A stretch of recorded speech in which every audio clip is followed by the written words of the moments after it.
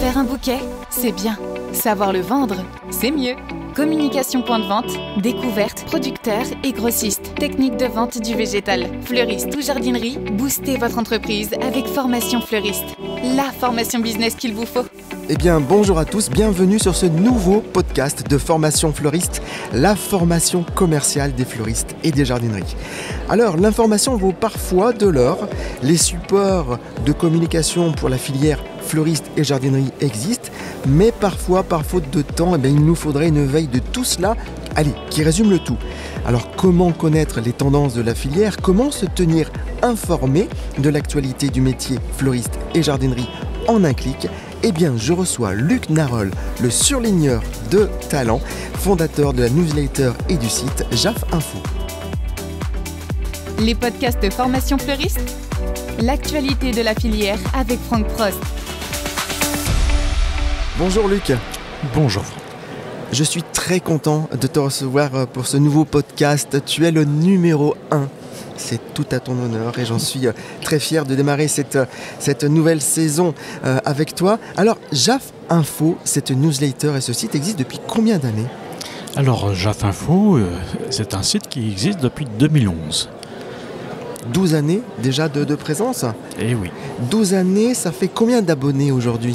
Actuellement, il y a à peu près 65 000 contacts qui s'intéressent, qui reçoivent des informations par différents canaux. Et environ 5000 souhaitent le recevoir quotidiennement par la newsletter.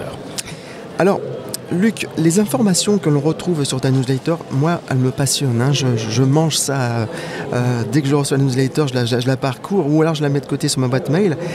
Quelle est vraiment l'utilité qu'on peut faire en tant que fleuriste ou jardinerie de ces informations que tu nous envoies? Alors, avant de parler d'utilité, ça vient déjà d'une idée au départ, parce que j'avais aussi une boutique fleuriste à un moment, depuis les années 88, j'ai toujours aussi, mais moins les pieds dedans, puisque le travail de journalisme me prend beaucoup.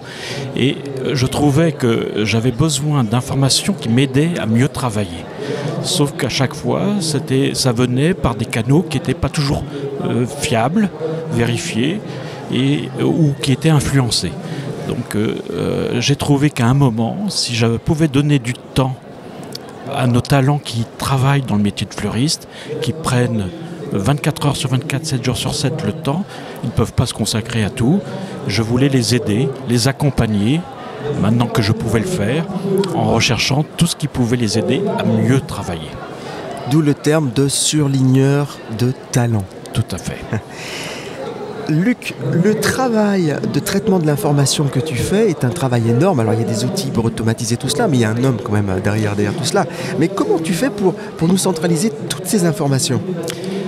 Oui, c'est vraiment ma petite patte, entre guillemets. Effectivement, il existe des outils, mais pour aller aussi finement et savoir surtout ce que peuvent attendre les fleuristes comme type d'information, on est obligé d'y mettre un cerveau humain entre les deux. Et donc, ça prend beaucoup de temps. Et effectivement, il y a des outils qui est l'observation de ce qui se passe sur les réseaux sociaux, ce qui se passe sur l'Internet, la recherche au niveau européen, international. Et puis être à l'écoute, à l'affût de ce qui se passe à la télé et autres, de saisir une information et après de la creuser.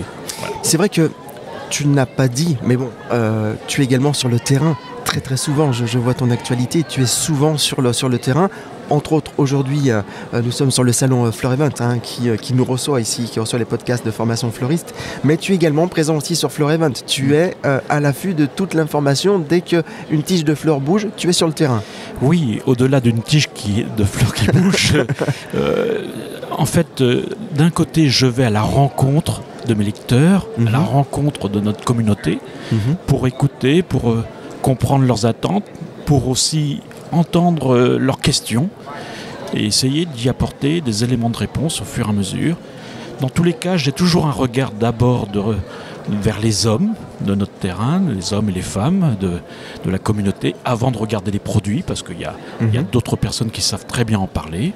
Et ensuite, avec ces personnes-là ou avec les questions qui peuvent se poser, c'est comment présenter l'information positivement, qu'elle soit constructive et pas destructive. Alors bien sûr, de temps en temps, il y a des choses qui peuvent ne pas convenir à tout le monde, mais l'intérêt, c'est que la personne se sente enrichie quand elle lit ma newsletter ou quand elle regarde mon site internet. C'est le cas, hein, sans vraiment trop te flatter, c'est vraiment le cas. Et tu avais eu un rôle quand même, tu sais que je suis fleuriste, hein, tu as un rôle quand même qui était assez fort durant le Covid. Tu as suivi vraiment l'actualité par rapport à la profession, par rapport aux aides, par rapport à tout cela. Tu nous tenais, nous, derrière nos ordinateurs, informés de ce que nous allions devenir. Tu étais très présent. Oui, non seulement j'étais très présent, mais j'avais peut-être un peu devancé les choses parce que j'avais, par mes canaux d'information, quelques éléments qui me permettaient de sentir que ça allait arriver. J'ai souhaité me mettre aussi à disposition de tous pour les aider, que ce soit les institutions, que ce soit les fleuristes. Beaucoup de fleuristes n'ont pas arrêté de m'appeler pour me demander des précisions, des aides ou de l'interprétation. On était perdus, on avait besoin d'une information et toi tu étais proche un peu du gouvernement en haut, tu avais ton réseau et tu l'activais et ça c'était vraiment profitable. Ça c'est la chance d'avoir un journaliste dans une communauté. Beaucoup de ministres me disent mais il y a très peu de métiers qui ont un journaliste très spécialisé. Ouais. L'avantage c'est que, disons, l'inconvénient que je suis peut-être dans une niche, l'avantage c'est que pour l'Élysée, pour Bercy et autres, ils savent que s'ils veulent parler fleurs, jardins ou animaux de compagnie, il y a Luc qui est là et qui répond toujours et puis qui de temps en temps même offre un petit brin de buguette de temps en temps. Je l'ai vu. On parle bien sûr des jardineries, de la fleuristerie et de l'animalerie. Hein. On a également ce volet important de ton activité communicante. Oui. Ces trois secteurs, c'est des secteurs sur lesquels j'ai travaillé avant comme en distributeur. J'ai été propriétaire de magasins de fleurs, de jardinerie, d'animalerie. Donc je ne parle que de ce que je connais un petit peu. Ce qui fait ta légitimité. Tout à fait. Et au-delà de ça, si je pouvais passer un petit message, c'est que ces trois métiers ont le même fil rouge. C'est des passionnés en contact avec la nature et qui veulent partager cet amour de la nature de façon très apaisée, serein, voire artistique dans certains cas. Et tout se tient. On parlait tout à l'heure du Covid. C'est grâce à l'animalerie qu'on a pu tirer la ficelle pour la jardinerie, puis ensuite les fleuristes.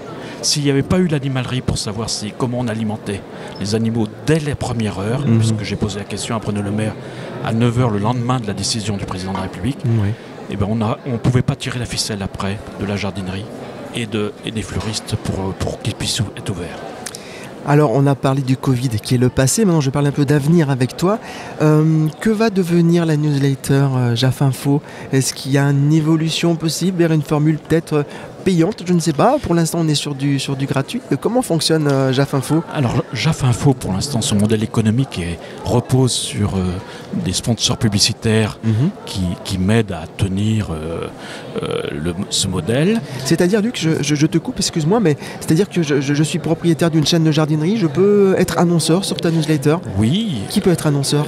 Tout le monde peut être annonceur, à partir du moment où il respecte la liberté de la presse et qui n'influe pas sur la ligne rédactionnelle. Mais bien sûr, moi, la plupart du temps, c'est des fournisseurs, très peu de distributeurs en réalité, mais tout le monde peut donner un coup de main pour que le média existe et vive. Alors effectivement, le constat au bout de 10 ans, c'est que ce média a fait son trou. Cependant, on lui demande de plus en plus de choses. On lui demande de plus en plus d'apporter de la data, d'apporter des éléments de réflexion avec un élément d'indépendance par rapport à toutes les institutions qui peuvent des fois présenter les chiffres d'une certaine façon ou autre. C'est pas le but de s'opposer.